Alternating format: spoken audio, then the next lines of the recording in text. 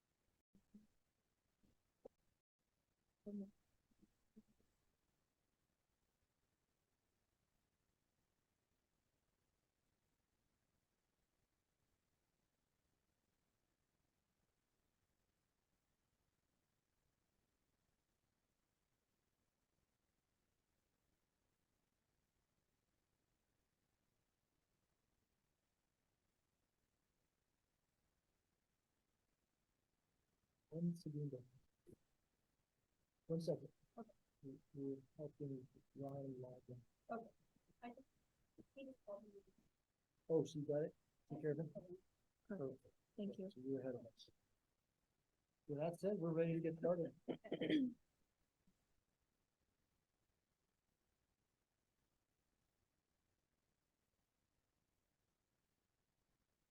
Great. Hi, I'm Tom Carroll. Let's just start by making sure that people can hear me.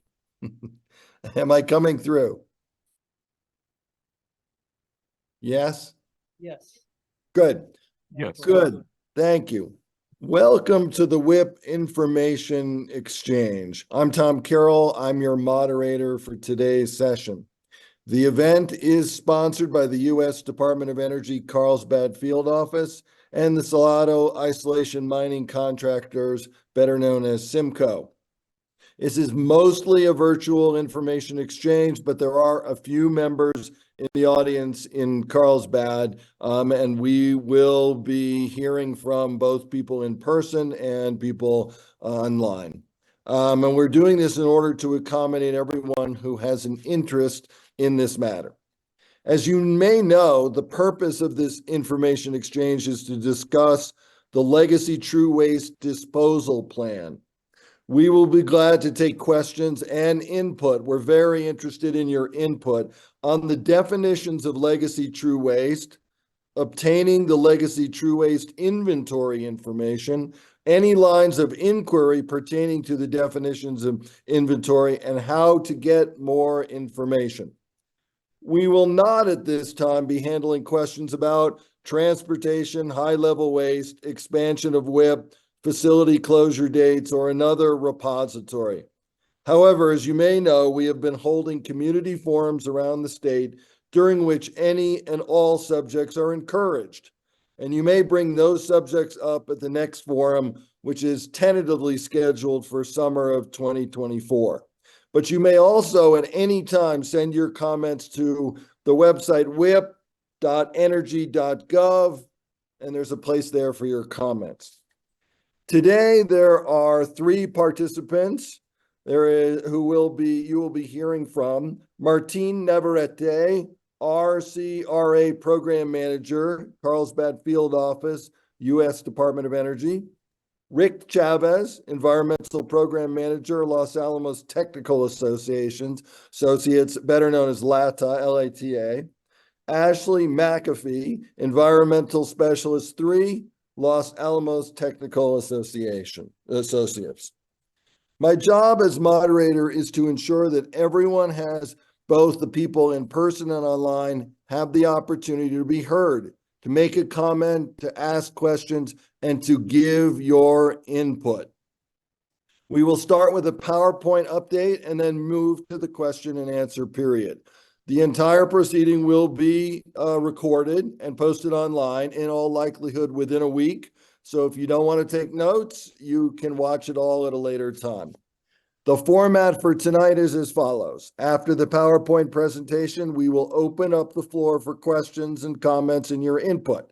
Our time limit is 3 minutes, which includes both the question and the answer.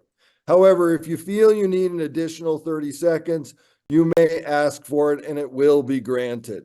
We have limited the time to make sure that everyone has a chance, and I can see there are quite a few people who are here, and many of them might have questions and comments and input. There will be a clock that you'll see that shows you how much time you have left. We are scheduled to go for 2 hours. After an hour, we'll take a 10-minute break and then come back if there are more questions after that. Before we begin tonight, allow me to make one comment about the proceedings to come. We are here tonight to listen to your comments, answer your questions, and get your input. We realize that at times these issues get a little controversial. That is okay with us. We are open to any and all comment on the Legacy True Waste Disposal Plan. What we ask is that all of us remain civil and respectful in our discussions and our actions. The DOA Carlsbad Field Office and Simcoe are here to listen and treat you with the utmost respect. Thank you very much for your consideration in this matter. And please remember to stick to the subject of this information exchange, the Legacy True Waste Disposal Plan. I will now ask our 3 speakers to introduce themselves. Please proceed. I'm Rick Chavez with Los Alamos Technical Associates. We manage the environmental scope for Simcoe, the managing operating contractor of the WIPP. My name is Ashley McAfee. I am also with Los Alamos Technical Associates. Good afternoon. My name is Martin Navarrete. I am the Record Program Manager for the Department of Energy. Again, welcome and thanks for joining us this afternoon. Wonderful. And now we will proceed with the PowerPoint presentation from Rick Chavez and Ashley McAfee. Move to slide 2, please. So our purpose, the permittee's purpose, is to engage with stakeholders and generators regarding the development of a Legacy True Waste Disposal Plan. The purpose of today's meeting is to engage with stakeholders in developing that plan, to get your input, as Tom indicated. Thank you very much for being here, for participating today. We look forward to your input and feedback. Questions and comments outside the scope of the Legacy True Waste Disposal Plan should be directed to the WIPP Community Forum. It's a different venue for asking questions that are outside of the plan. We request, as Tom indicated, focus input questions to the Legacy True Waste Disposal Plan. With that, Ashley's going to begin the presentation. Ashley? Good afternoon, everybody.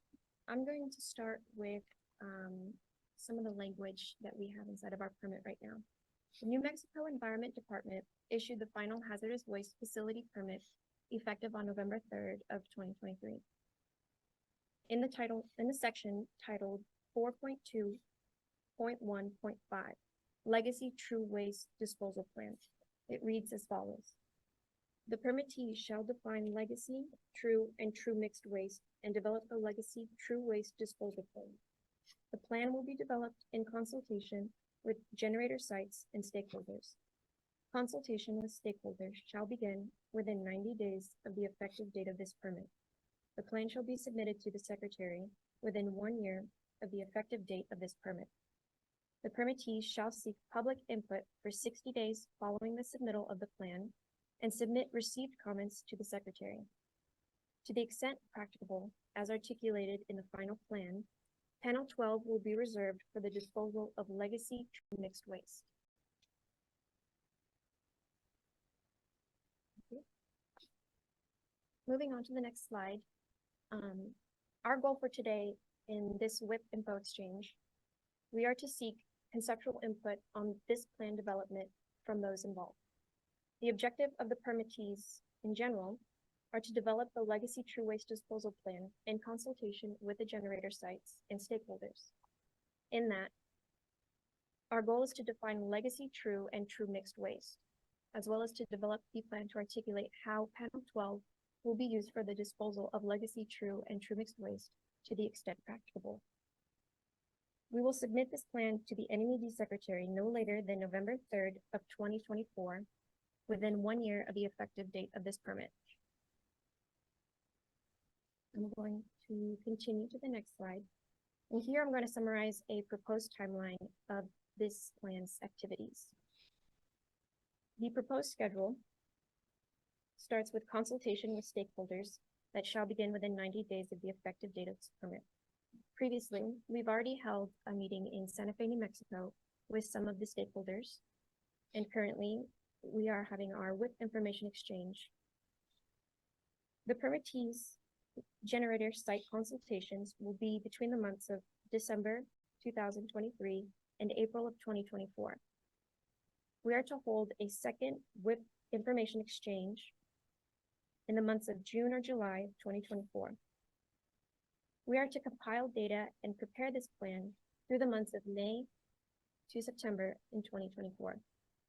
The generator sites will review and comment on this plan in the month of September 2024, and the final plan will be submitted to the NMED by November 3rd of 2024.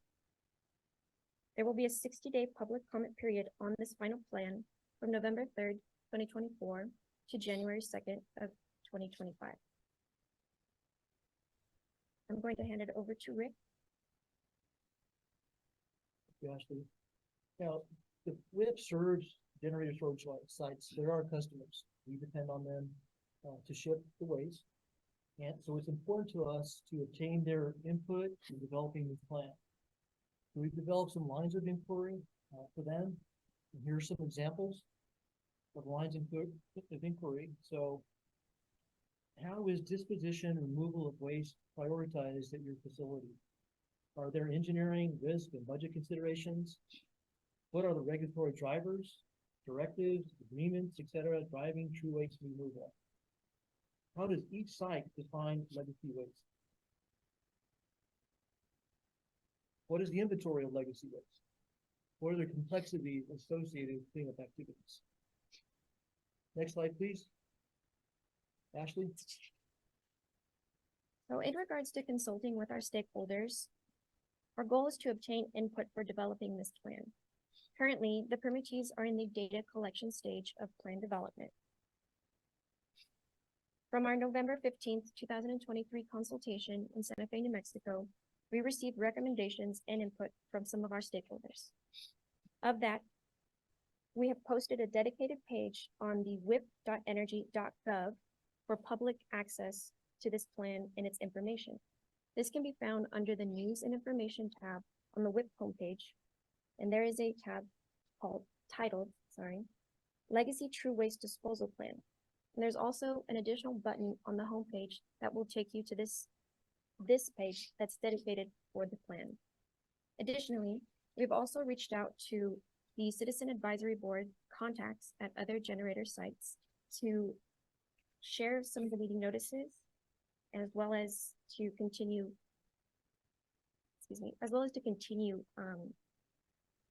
sending out those notices for them to join in on these WIPP information exchanges. I'm going to turn it over to Rick. Thank you. So we promised a short presentation. So this is the point where we're going to solicit input from you all, and comments and questions. As Ashley indicated, we're just at the information gathering portion of our activity, plan development. So we may not be able to answer all your questions. So please ask. If we can't answer them, then we'll get back to you. So So part of what we'd like to hear, we've got some examples of what we'd like to hear from you. What do you consider legacy waste from your site? If you're from New Mexico or from a site where there's a generator storage site located like Hanford or Idaho, we'd love to hear what you consider legacy waste from your site. What additional questions should we consider in our data call? We gave you a few examples. Is there something that we've missed? Please let us know. What aspects and complexities at your site should we consider in developing a plan? Should there be a distinction between legacy waste and other defense-related waste? What are the benefits and challenges to this drawing this distinction? What input could this have on other missions at DOE sites?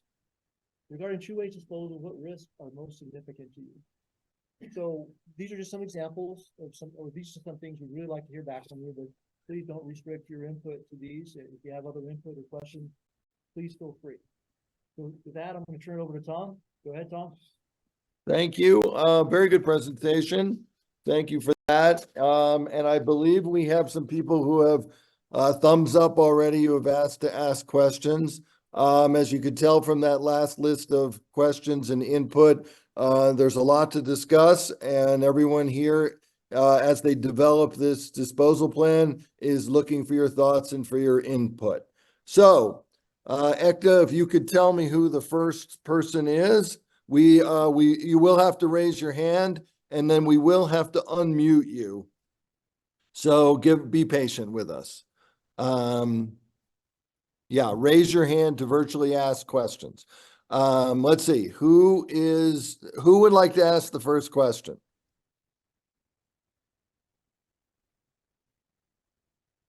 Someone needs to raise their hand virtually. There's someone in here that has raised their hand, Tom. No? Norbert Rebke, please introduce yourself and Okay, somebody needs to start. I feel like I'm sort of have to wipe spider webs off my face when I hear these questions here. So this, the way you're explaining it, it sounds like a de novo effort. Where did all that effort go over the last few decades, where Los Alamos and other people continuously kept track of waste inventories and that kind of stuff? I mean, I find it really good that you plan to have a dedicated page on your website for this effort. I would suggest that you post on that page everything that has been done in this respect over the last 50 years. Because I think that's how long some people, at least associated with WIPP, have been working on this. You're not starting from scratch, and starting from scratch would make no sense whatsoever.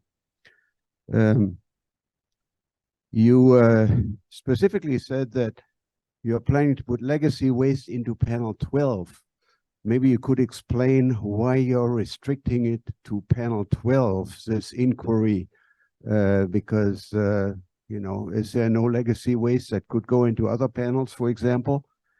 You also say you are asking for input from the advisory boards at the generator sites. We don't have such an institution here at WIPP, as far as I know. Are you planning to maybe institute one here that would help your effort as well? Because I think that if you did, then maybe those people would make the same kind of comments that I'm just making and saying, what in the world are you doing? Haven't we been doing this for decades already? So why are we repeating or redoing stuff? It seems to me, just a personal comment, it seems to me that this is just a bureaucratic requirement that you made to the NMED, and I don't know for what reason whatsoever to begin with. So Norbert, should we get some comment. response from them about your questions? I will try to respond to those questions. Thank you, Norbert. So Norbert, you're right. We've been at this for many years. However, this is the first time that we've done it pursuant to the permit. In fact, legacy waste is not a term that's currently in our permit. Well, previously in our permit until the permit that was effective November 3rd. So it's brand new to us. And you're right. Generator storage sites have been obtaining this information, tracking this information for years.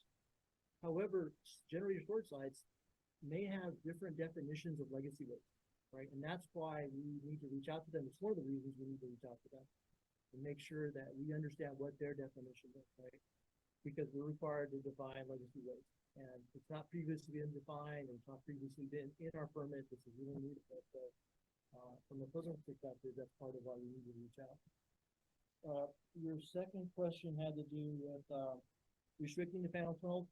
The requirement is not meant to restrict legacy waste disposal in panel 12. So, I mean, you know, the purpose of WIPP is to dispose of the true mixed waste pursuant to the Land Withdrawal Act.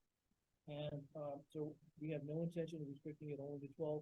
The way the wording reads, it actually says, to the extent practicable, as articulated in the final plan, panel 12 will be reserved for the disposal of legacy and true mixed waste. That doesn't restrict it to only panel 10, but the point is to try to prioritize 12 as much as possible to the extent practicable. And we're going to try to do that. We're trying to do that. But by the extent practicable, what does that mean? That means we may not be able to restrict it to only legacy waste. Oh, my microphone isn't working. There we go. Uh-oh. Is that better? Oh, my goodness. It wasn't even working, so. Well, I hope I was talking loud enough to get most of that, my point across. So, but no, it's not meant to restrict, Norbert. And then your last question on input on the advisory boards. So one of the requirements of the permit is to reach out to stakeholders and generator storage sites or generator sites. And we wanted to include stakeholders at generator storage sites to get their feedback.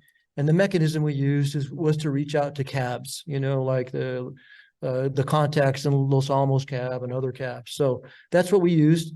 And then, as you know, in Carlsbad, we reached out to the Department of Development and the Radioactive Waste Task Force. So, but that was the mechanism we used. It's just a way to get information out there to them and solicit their input for today's meeting and other meetings that will follow. Great. Would the other two participants like to add anything to that, or should we move on? Move on. Okay, that was Norbert, by the way. Our next questioner is Edward Holbrook. And Edward, we're going to unmute you. And I would think you should be unmuted by now. So go ahead. Yes, good afternoon. My name is Eddie Holbrook. I am with the Department of Ecology Nuclear Waste Program for Washington State. Our interest in this is obviously the true mixed waste on the Hanford site. You had posed the questions to the group here. I don't necessarily have an answer for those right now. I would like to certainly have some consultation with Department of Energy locally and those that manage true mixed waste here. My question to those that are managing this, will there be opportunities at the local level with Department of Energy to answer some of these questions? Particularly working with Department of Energy here at Hanford, will we have that opportunity outside of these information exchange sessions? And then the second question I have is, you know, you had mentioned reaching out to cabs. Have you reached out to the Hanford Advisory Board in regards to these meetings and the plans moving forward? Ashley? Yes. Hi, Ed. We have reached out to the Hanford Advisory Board, and the information and the ad for the flyer was sent to them at their hab@slind.net email address. But as for the participation at the local level, I think the opportunity to participate alongside the stakeholders in consultation with the generator sites, I think that's one of the activities that the local cabs are invested in. And there's conversations currently around the legacy waste and their plans for that and the stakeholder input there. But do you have anything to add, Rick? No, I don't. Thank you, Ashley. And thank you for the questions. Good. And do you have a follow-up question to that? Edward? No? Are you muted, Edward? Are you done with your questions? Okay. Our next questioner will be Joni Ahrens. Joni, I think you're probably unmuted by now. Hi, good afternoon. Joni Ahrens, Concerned Citizens for Nuclear Safety. Can you hear me? Yes, pretty clearly. Okay, thank you. So I couldn't hear Rick during the PowerPoint. I couldn't hear Ashley during the PowerPoint. And this is a recurring issue at these kinds of meetings, whether in person or virtually. And I would ask that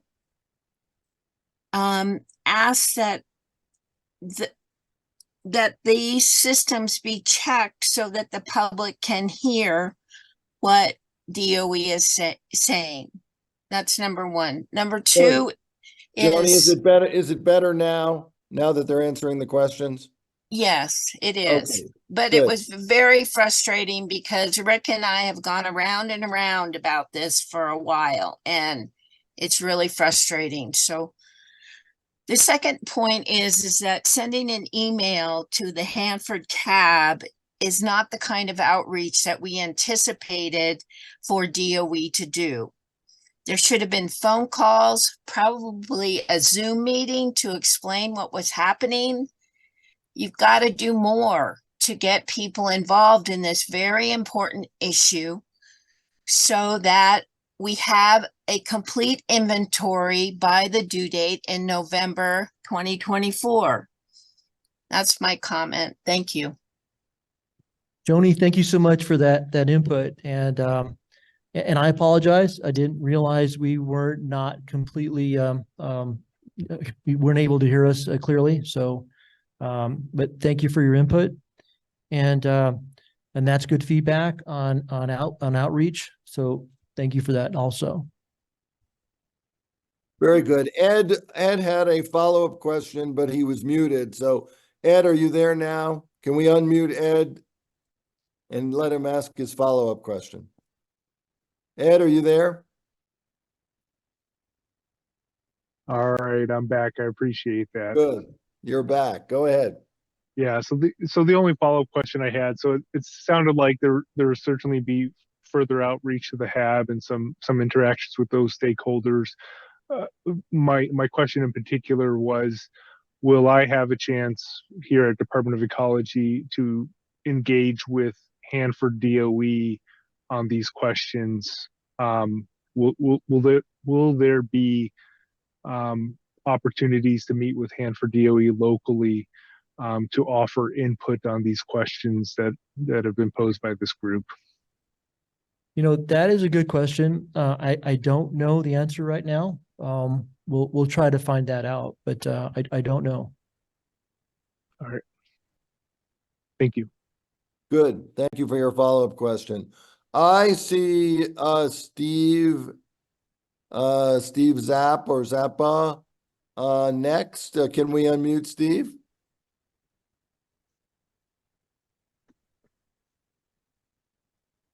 Steve, go ahead. Thank you.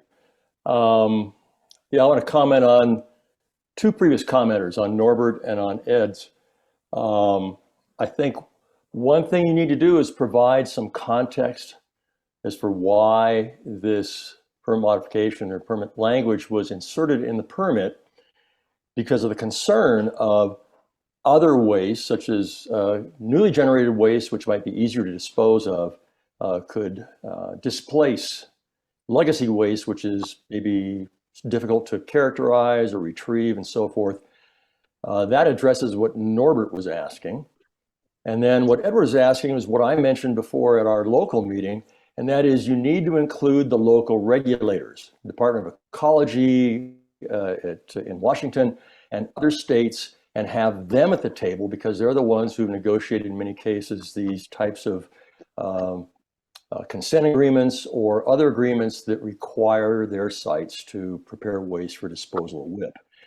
To just start out with what the language is does not provide any context for this, and it can be very confusing for people. Like Norbert said, haven't we been doing this for 50 years?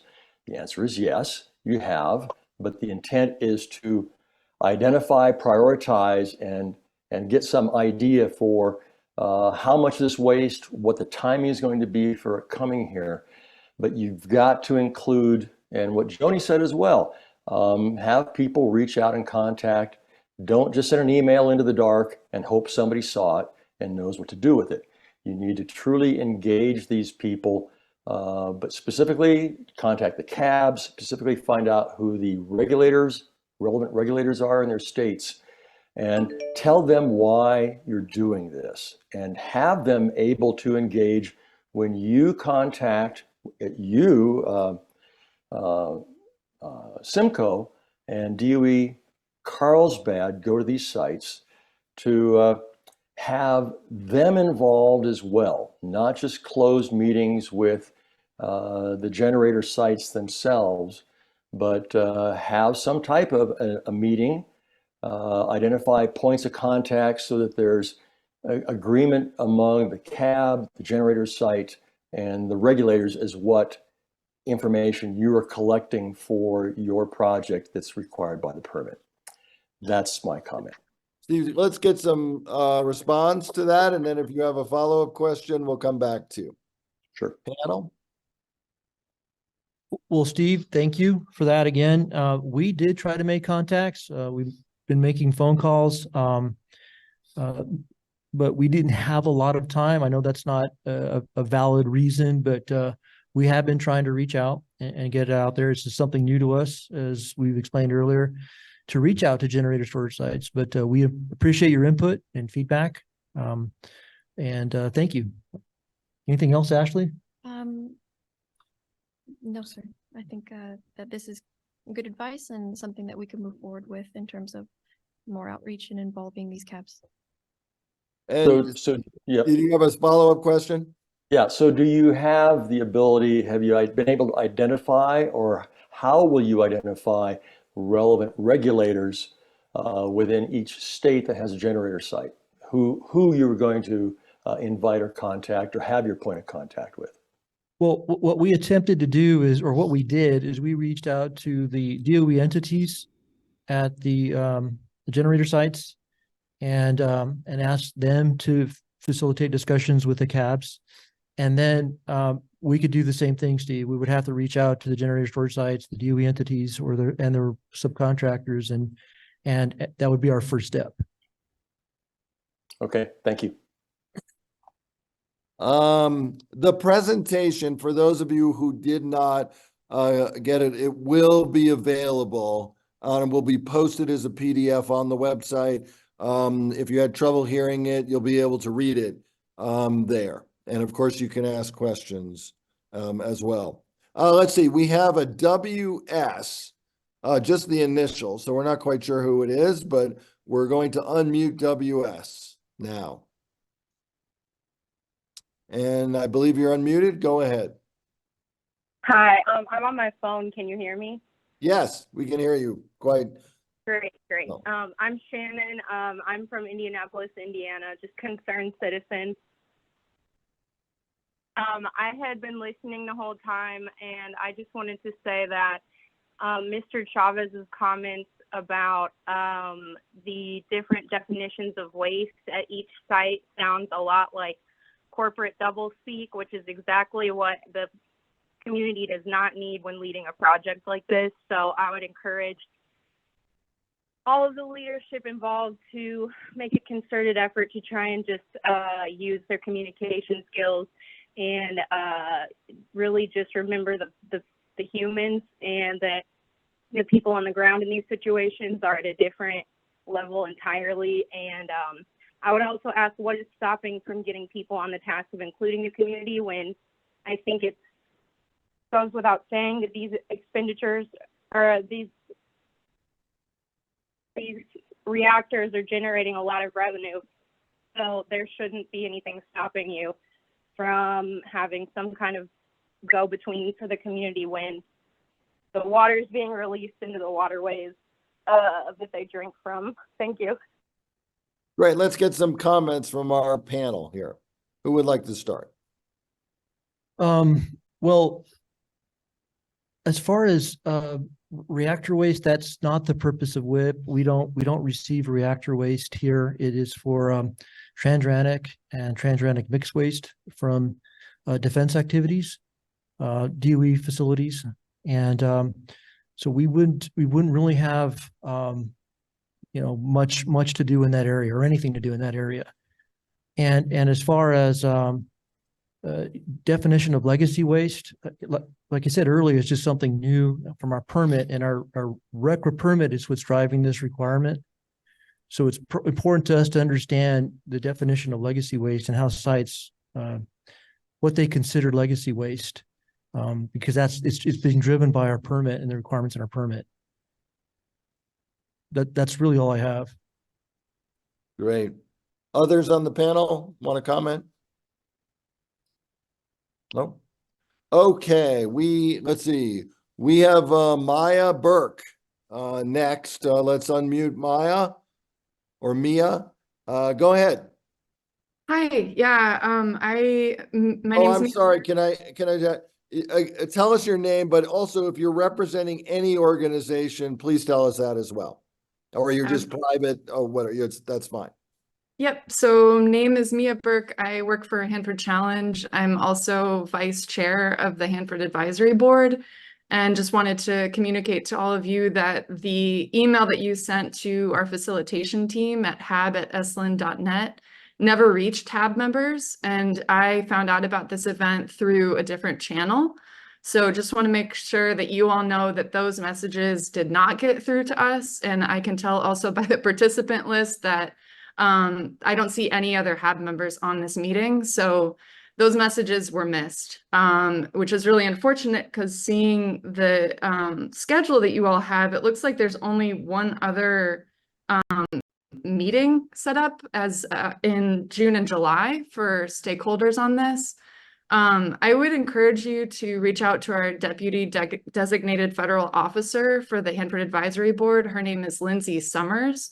And it would be great if you all could bring a briefing to the board instead of, I think it would be a direct manner and way to solicit information from the board members.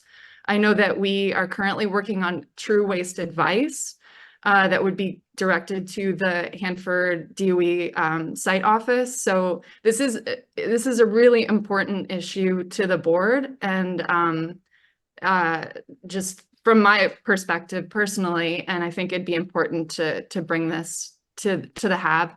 I also encourage you to reach out to the Oregon Hanford Cleanup Board, which is another advisory board based in Oregon. I'm a member of that as well. And also reach out to the Oregon Department of Energy. This isn't just a Washington, Hanford isn't just Washington State. It's incredibly important to Oregon as well. And especially in terms of transportation, waste may be shipped through Oregon as well. So just wanted to kind of broaden that reach and perspective of who to talk to. And want to just encourage more public involvement on this. This is really important to many entities, and I think more meetings as opposed to less is going to be really valuable. We'll give you a chance to ask follow-up questions. Let's hear from the panel, because I believe there is, in the first quarter of next year, there is another one of these information exchanges. So would one of the panel members like to discuss that? Well, actually, I believe we said it would be the June-July timeframe. Is that correct, Ashley? Yes, for the WIPP Information Exchange. Right. So that's the next, she's right. That's the next planned exchange. And she does have some good feedback to meet with the cabs. We are planning to visit generator storage sites. That's what we're doing. So perhaps we'll take that under consideration. Perhaps we could meet with cabs, but we'll consider that. I think that's good feedback. Thank you. Good. And would you like to ask a follow-up question? No, guess not. Okay, so after Mia, Tom Clements is next. Let's unmute Tom. Go ahead, Tom. Okay, yes, I see the unmute button there. Thank you very much. I am Tom Clements from Savannah River Site Watch, located in Columbia, South Carolina, and I have one process comment question and then a more substantive true comment. I'm a little unclear on how I submit something for the record of this meeting. I did send something to the broadcast team on the chat, and I've got an email prepared that I found on the WIPP website that had been mentioned earlier, but it's just a generic email address. So I don't know if it's really it's info cntr@wip.ws. I don't know if that's gonna get to a point where it'd be preserved for the record of this meeting. Tom, I'm asking our team and that we'll get it to you so we know that your email will get directly into the record. So we'll make sure we get that before we're done today. Okay, I have to leave early, unfortunately, so maybe somebody can pass it on to me. Maybe Well, I have it right here. It's Info Center, but it's spelled INFOCNTER, no E. Info CNTER@WIPP.WS. Okay, thank you. Sure. And continuing on this frame, communication to the Savannah Riverside Citizens Advisory Board, the EM Advisory Board, or to EM at SRS, it's unlikely that information will get to the public. There's very little communication from the Office of Environmental Management at SRS. So maybe that's a roadblock for you or us. The situation needs to be remedied, but just sending something to the CAB or to SRS EM does not mean it's necessarily going to reach the public. I also, like the previous commenter, I heard about this through another channel, not through DOE, EM at SRS, or the SRS CAB. So just to make that comment. The question I have, and I'm a little unclear if this would directly be addressed. Savannah River Site, as everybody knows, is now officially sanctioned to blend down 40 metric tons of surplus plutonium scheduled to go to WIPP, and this is not legacy material. Likewise, if the plutonium pit production project goes forward at SRS, and it apparently to some degree is going forward at WIPP, there will be true generated from pit production. So my question is, do you consider true from pit production to be legacy waste? I don't. And I see in the document I want to submit for the record by Savannah River Nuclear Solutions, the pit true is not included. But on the plutonium downblending side of things, with looking at 40 metric tons to be downblended, and that project has been greatly slowed down. Downblended plutonium is already going to WIPP. It's been going to WIPP for, I don't know, maybe 10 years.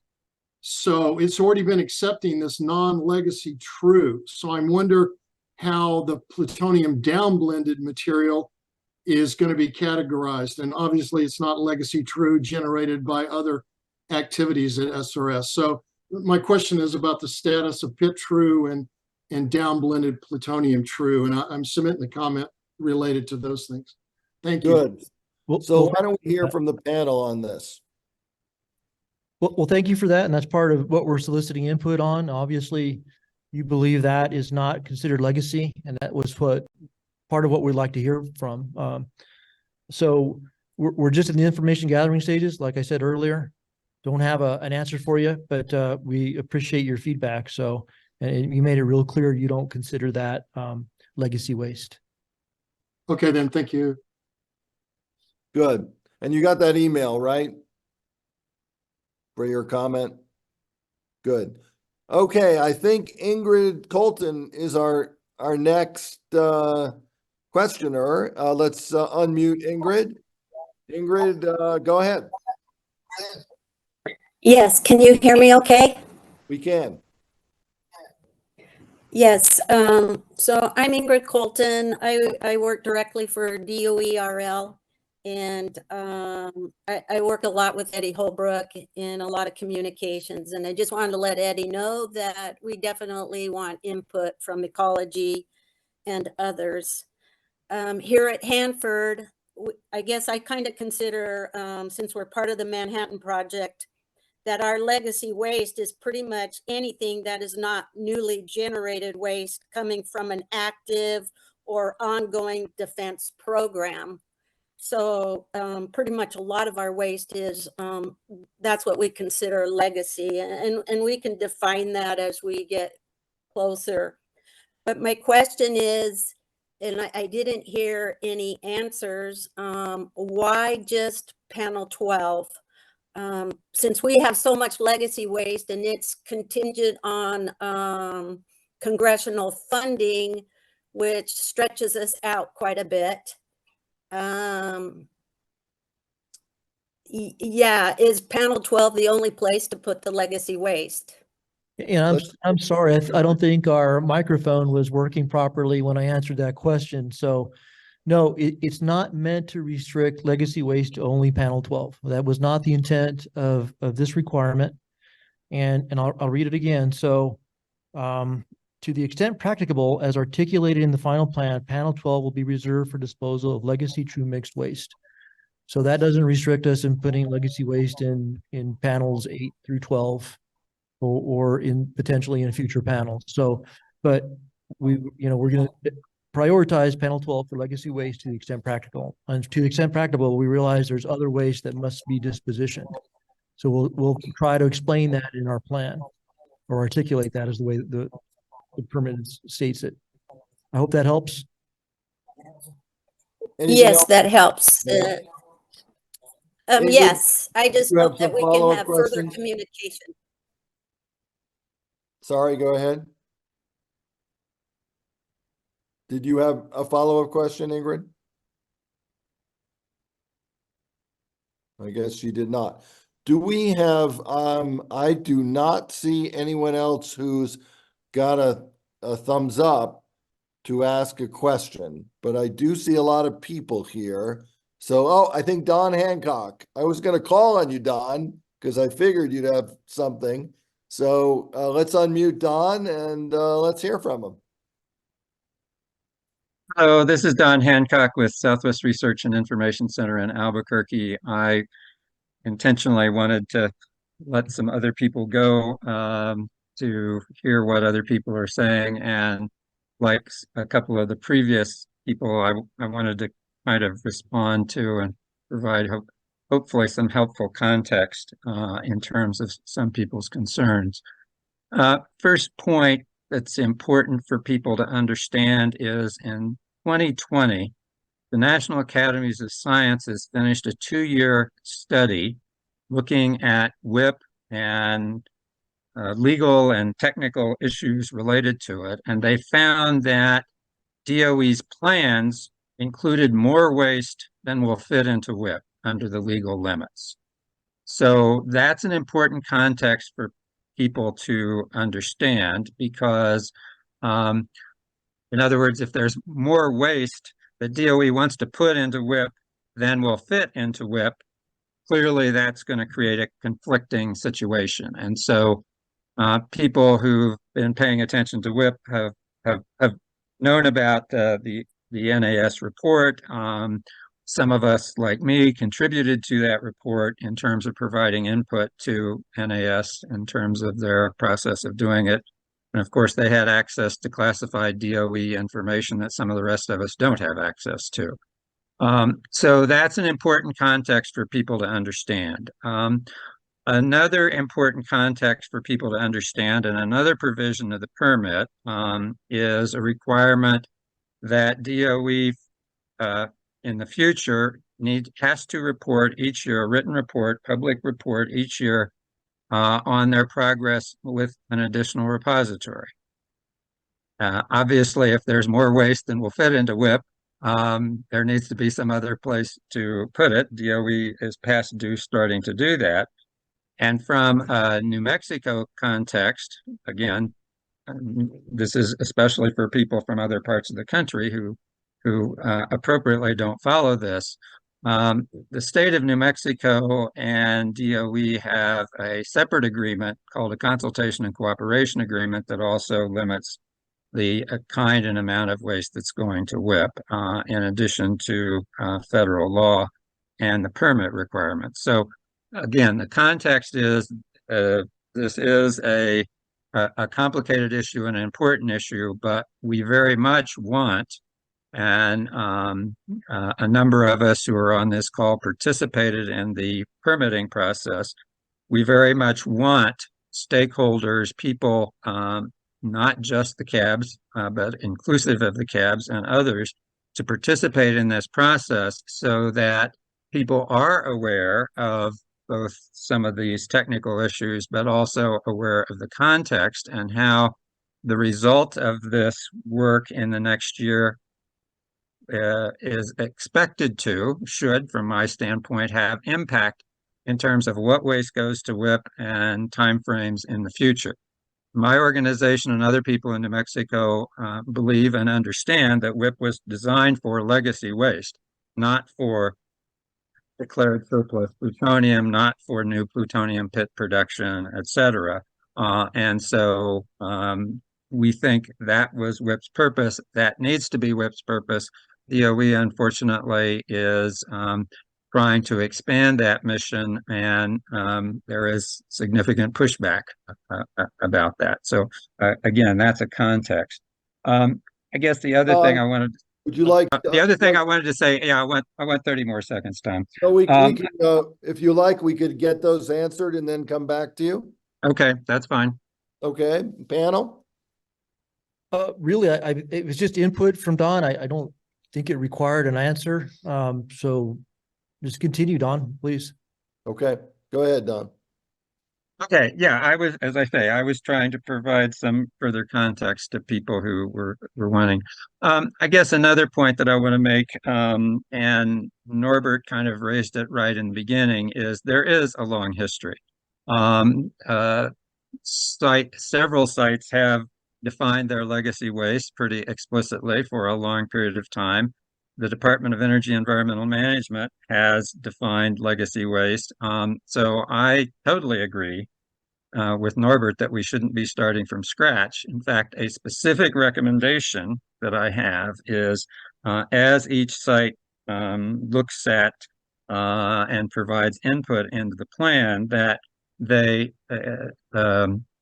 particularly focus on what their current and recent definitions of legacy waste are, and if as a result of this process they are making any changes of that, those kinds of things should be documented as well in their input.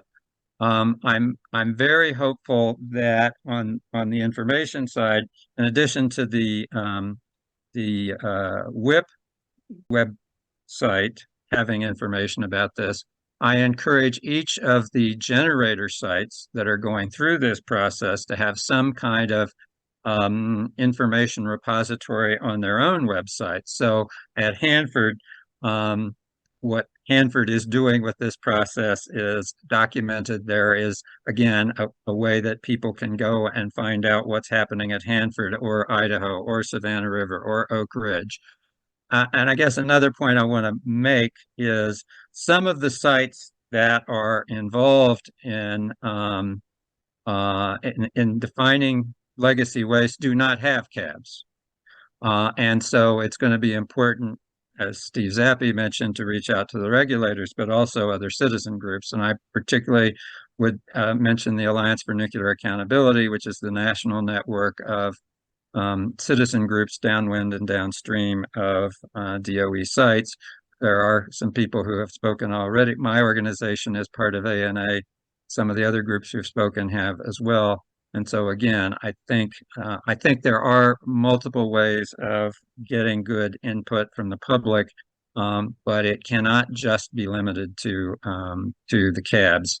And yes, as has already been mentioned, I encourage each of the local entities to have their own public process more frequently and certainly sooner than about what they're doing on their own site, certainly before the June, July, again, more national kind of meeting that you're planning, which I do want to have happen. But there needs to be people at the local sites need to know what's going on at their site long before we get to June. Thank you. Good. Panel, any response to that? Just want to say thank you to Don, and what we'll do in our plan is clearly refer to the Land Withdrawal Act and the mission of the WIPP based on the Land Withdrawal Act and the authorization to dispose of atomic energy defense related waste activities from that, and refer that we have authorization up to 6.2 million cubic feet. But we appreciate your input, Don, and surely we'll have more discussions on that topic. Thank you. Thank you. It looks like Joni Ahrens has a follow-up question. Let's unmute Joni. Okay, Joni, go ahead.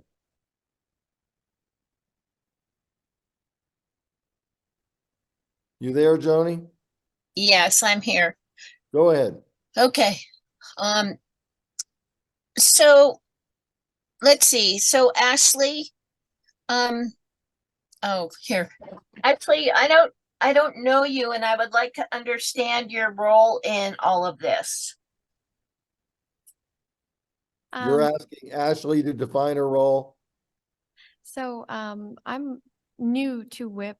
I was hired in early July. My role right now is part of the permitting team, as well as, implementation of the new permit. And regarding this Legacy True Waste program, I've taken on the role of communication with the citizen advisory boards. And so as I'm getting feedback right now, I'm writing down what I've been hearing and some notes to myself so we can make sure that we have proper outreach to those cabs, but also the other interested organizations associated with that, and not just them, but the general community, to make sure that they have access to this. I hope that answers your question, Joni. Yes, that's great. It's wonderful that WIPP has dedicated person to contact the cabs. May I suggest respectfully that you and I have a call about who to contact. Probably you should have a call with Don Hancock, probably with Tom Clemens, and with Maya Burke, to give you a broader base in which this program under the permit is successful. I'm very concerned that at this point, and the fact that we met in November, we spent, I don't know how long we spent around the negotiating table, that in June and July, that 6 months later, the focus is only on the cab. And there's a lot of very interested people around the country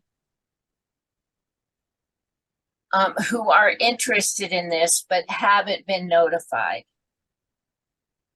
And so if we could set something up, Ashley, to have a call, I would be grateful. And I'll put my, well, I don't have your email. Do I send it to info.cntr@wip.ws? Well, thank you, Joni, for that input. I'll answer on behalf of Ashley. We'll take that under consideration. We appreciate you volunteering for that. Thank you. Okay, that's not good enough, Rick.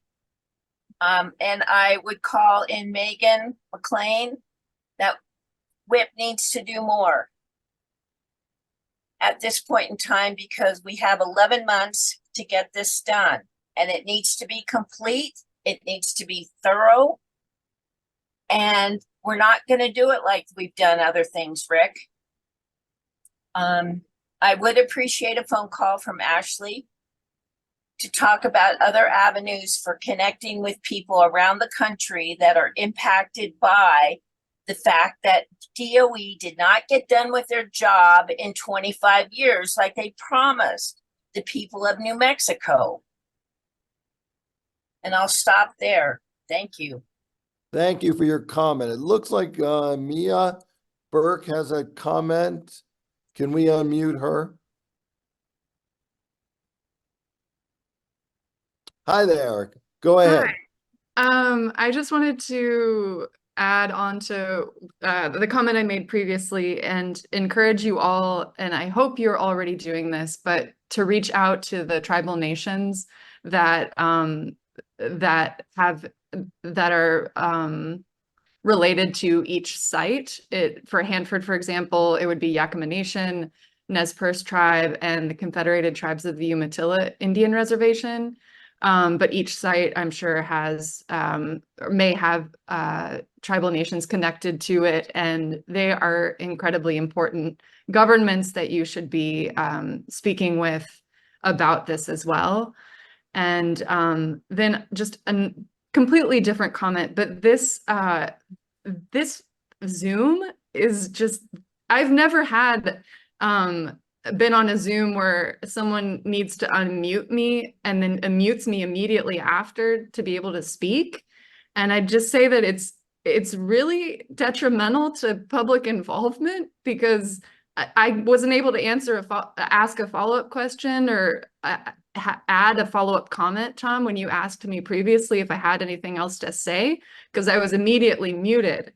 And so I would encourage you all to please trust us to be able to mute and unmute ourselves on our own, because this shouldn't, I mean, we shouldn't be having these barriers put on us if you are really wanting an open conversation with stakeholders. So thank you. Good comment. Thank you for that. We are open to all follow-up questions. I'm sorry that we muted you there, but we're glad you got a chance to do it. I think we have Cynthia Wheeler, sorry, Cynthia Wheeler. Cynthia, can we unmute Cynthia? Cynthia, go ahead. Hi, am I unmuted? We can hear you. Go ahead. Thank you. So I'm Cindy Wheeler and I'm with the 285 Alliance. 285 is the highway in New Mexico that is designated to carry radioactive waste. I am really a member of the public and learning this information as I go along. There were a couple things I wanted to say, and I may have misunderstood this, Rick. But after Don talked about the Land Withdrawal Act and the Consultation and Cooperation Agreement, the impression I got was that that was kind of a new idea that you would be referring to that. And I want to emphasize that that's the basis for everything that happens at WIPP, and that you need to be, legacy waste is kind of defined through those documents, and they're very important. I mean, we don't want to make up something that's not already there, because there are a lot of definitions and limits already in place in those documents. And the other thing I want to say is, being part of the public, I come at this from how does the public feel? And so we've seen people, who are understandably confused about, are we talking about nuclear waste or weapons waste or commercial waste and so on. And so as a member of the public, I would ask that you kind of go back to the beginning when you're talking to the public. We need to kind of have the basics laid out for us so that we understand what the meeting's for and what we should be talking about. And that's just a suggestion to help you when dealing with the public. It's not like when you're dealing with the public, you can't assume that people know what you know. You have to assume that they need help with that. Thank you. Thank you for that comment. Does the panel have any response to that, or should we move on? Well, I've got the Land Withdrawal Act in front of me, and the point I was making, there isn't a specific definition in the act for legacy waste. There's other definitions like remote handled, transuranic, but there's not a specific definition for legacy waste. So that's part of what we're doing, is trying to get our hands around that definition and getting feedback from you all and generator storage sites. Okay. I strongly encourage anyone else to raise their hand. It looks like we have two more, but please take advantage of this opportunity.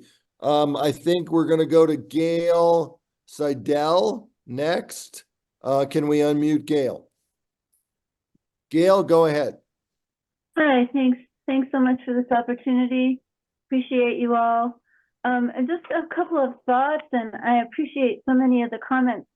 It was very Gail, interesting. just for the record, could you tell us if you're a private citizen or you're I'm a private citizen. Yep. Got it. Thank you. Go ahead. So, in the early part of your presentation, you talked about how does each site define legacy waste, that maybe each site might define legacy waste in a different way. I'm really curious about that. My understanding was that when WIPP opened in 1999, legacy waste was defined as waste that was created before WIPP opened in 1999. So that would preclude any waste from current pit production.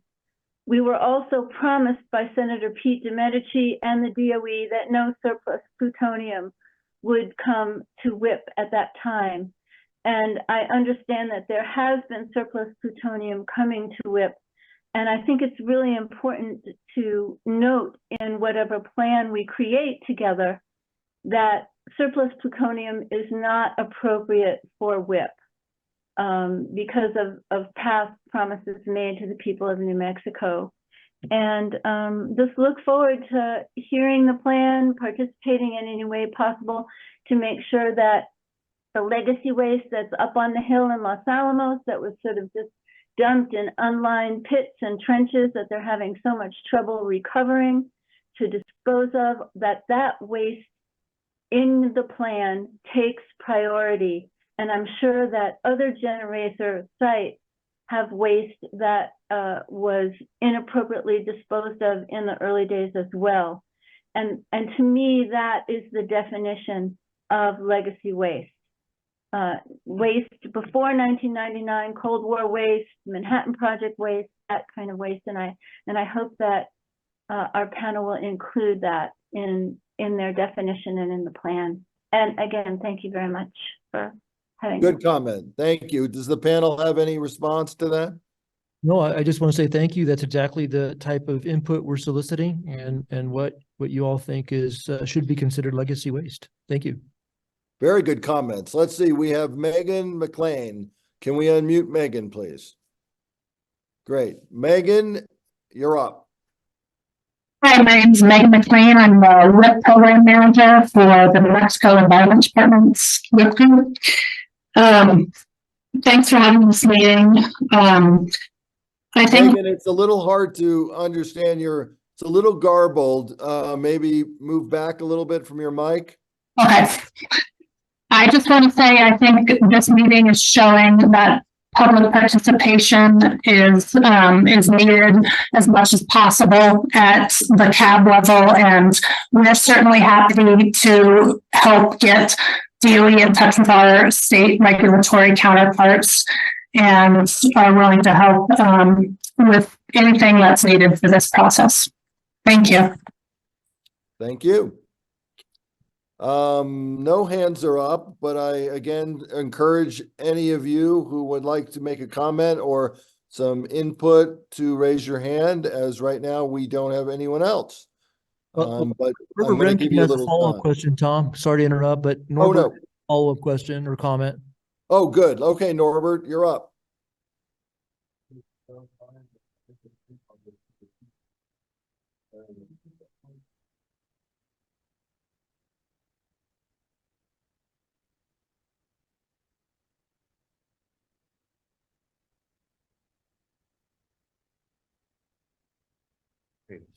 Norbert Rempe. Just to clarify, I'm a private and a public citizen.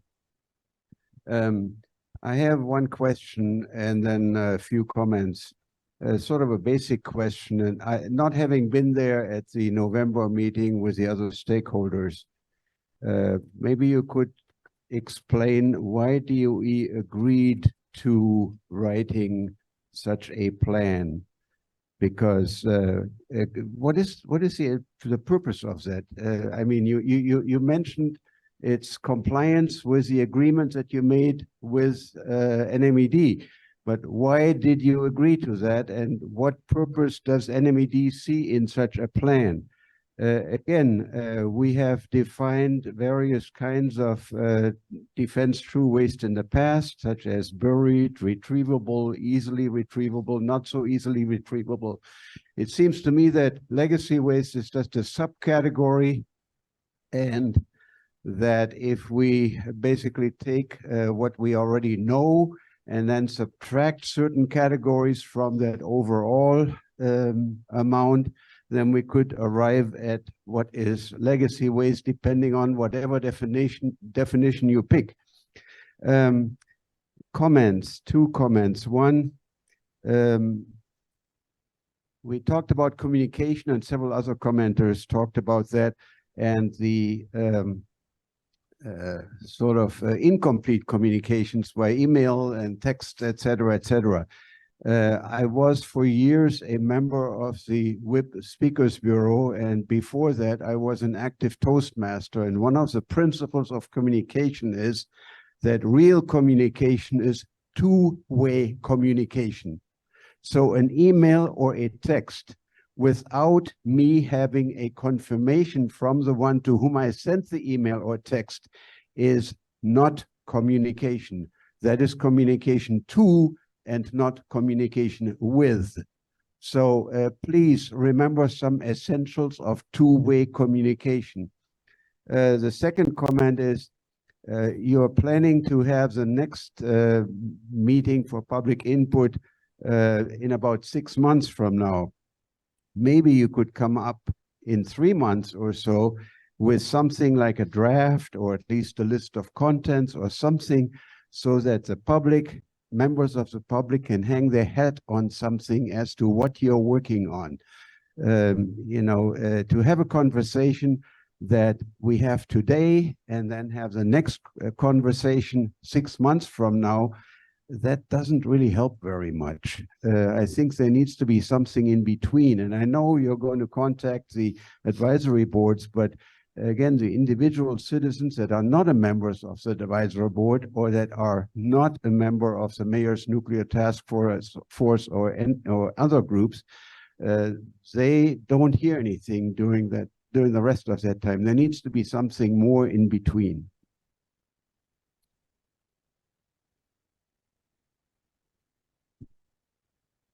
Any comments, any response from the panel on this, or is this just good input? Well, I'll try. So Norbert, just to clarify, the permit requirement did not stem from the November 15th meeting. It was a negotiated agreement when we were negotiating the requirements of the 10-year renewal application, and that was back in June, right? There were confidential negotiations, so I can't get into any detail. But we made this commitment, and now we're implementing it. Is basically all I can really discuss. But basically, what we're planning to do is just to go forward with this plan, solicit input from the generator storage sites as we indicated, and input from you. I can't speak for NMED as far as what they're thinking as far as this plan, but it's obvious they're interested, as Megan indicated. Go ahead, Norbert. Then a follow-on.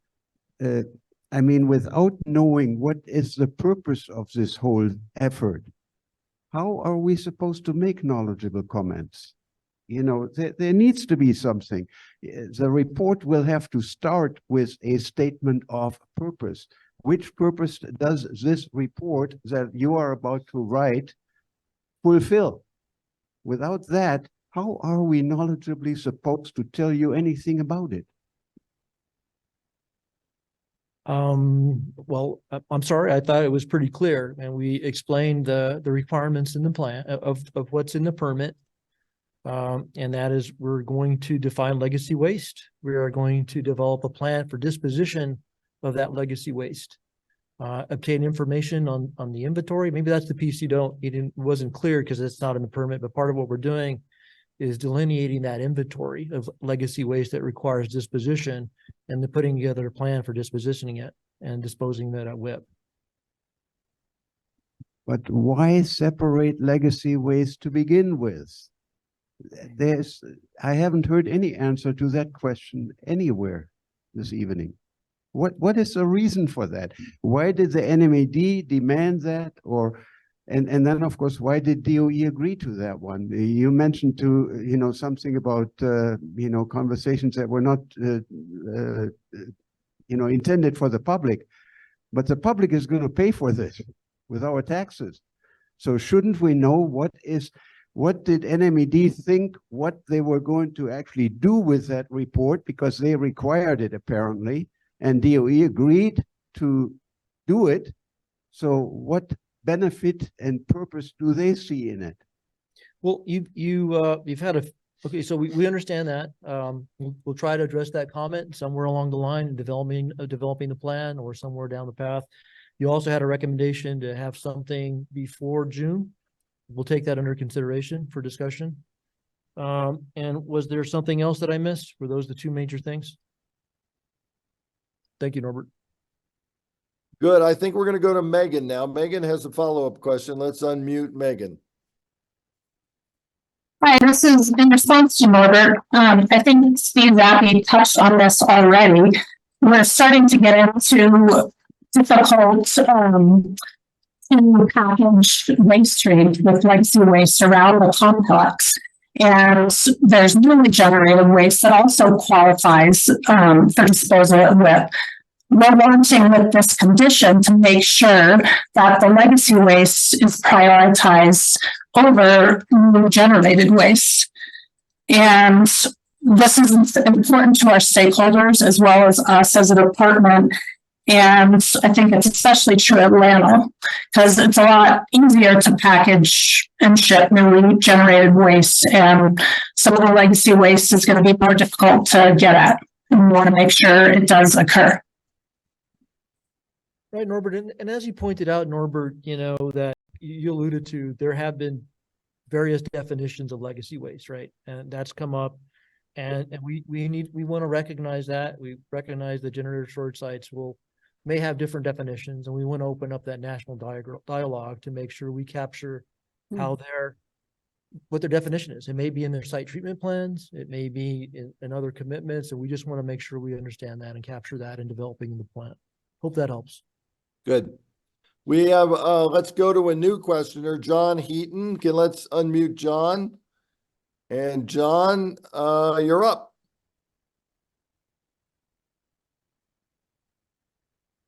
Are you there, John? Okay, we'll come back to John. Let's see. We have Cynthia Wheeler. Can you hear me now? Can you hear me? Yeah. Yep. Okay. Here you are. Sorry. Go ahead, John. You're up. Okay. I think the first consideration that all of us should begin to think about is that WIPP still has 50%, 58% of its volume available.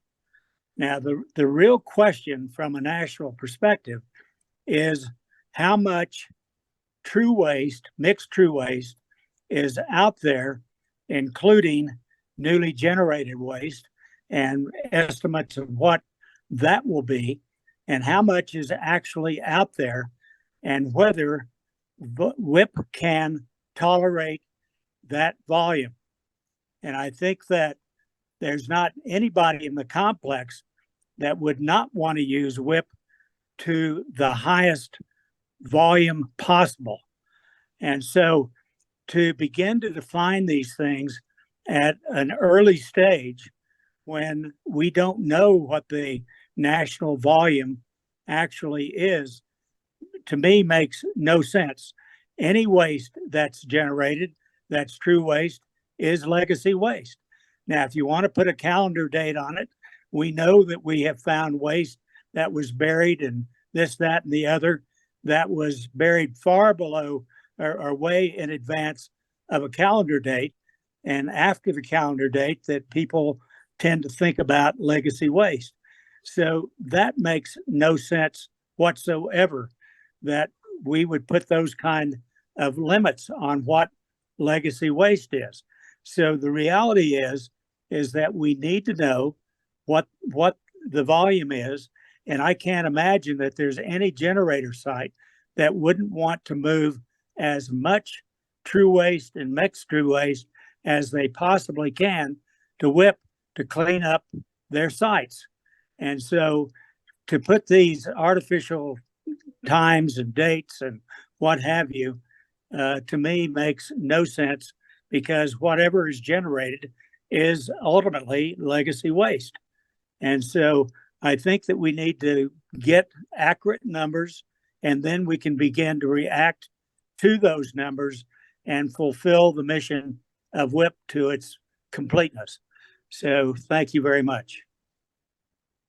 Very good comment. Thank you, John. Does the panel want to respond to any of that? No, I don't. I appreciate that, Don. I mean, John, excuse me. Appreciate that feedback. Thank you. Good. Let's go to Gail. Gail, let's unmute Gail and let her ask her follow-up. Go ahead. Thanks so much. I guess, Mr. Heaton, I have to respectfully disagree. There's a difference between newly generated waste, that is from PIP production or current activities, and the promised legacy waste that we, the people of New Mexico, were promised that when WIPP opened, that WIPP was for cleanup of past activities, nuclear activities, bomb-making activities. So to say that any waste that is generated currently can go into WIPP, I think violates the spirit of the Land Withdrawal Act and the promises that were made to the people of New Mexico. I also want to point out Don Hancock in his remarks noted that even when WIPP opened, we knew that there was more legacy waste that could fit than already generated than could fit in WIPP when it opened in 1999. And maybe Don can speak more about that. He probably has more technical information than I do. And that's just the point that I want to make. Legacy waste is waste that is already been generated, not newly generated waste from pit production and the proposed pit production both at Los Alamos and at Savannah River. And I think that we really need to say that that waste must not come to WIPP